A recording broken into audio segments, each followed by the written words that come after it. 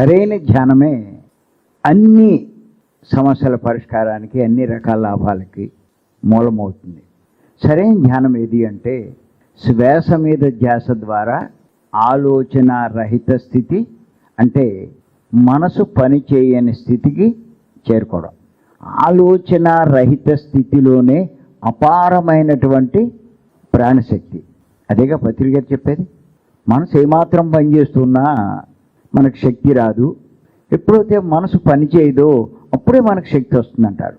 Spiritual reality CD అది. మీలో కొంతమంది చూసి ఉండొచ్చు. అక్కడ ఆలోచనలు ఉంటే శక్తి ఆగిపోతుంది.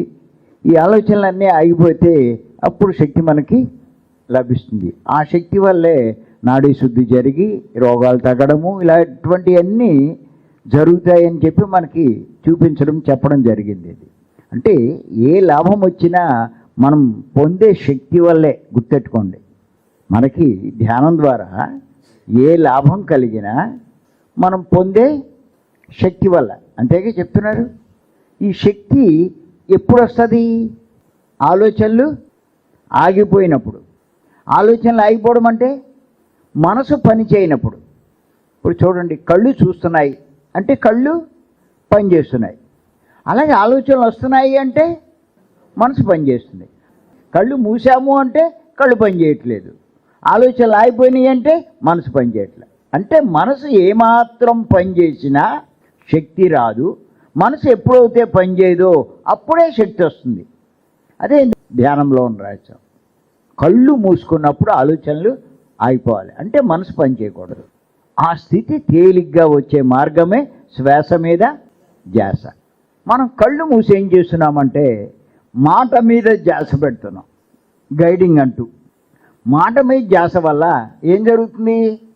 మనసు పనిచేస్తుంది. పని చేస్తే శక్తి వస్తుందా? రాదు.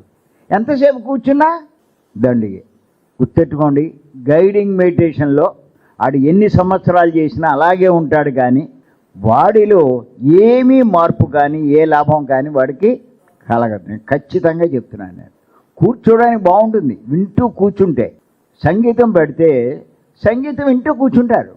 ఇవన్నీ కూడా ఏమిటంటే ప్రారంభంలో ఒక్కసారి గంట 2 గంటలు కూర్చోబెట్టాలంటే కష్టం. కాబట్టి వాళ్ళకి ఏదో కొంత సపోర్ట్ ఇస్తే, శ్వాస అంటే కంగారు పడతారు కాబట్టి ఏదో ఒక సపోర్ట్ ఇచ్చి కొన్నాళ్ళు కూర్చోబెట్టచ్చు, తప్పేం లేదు.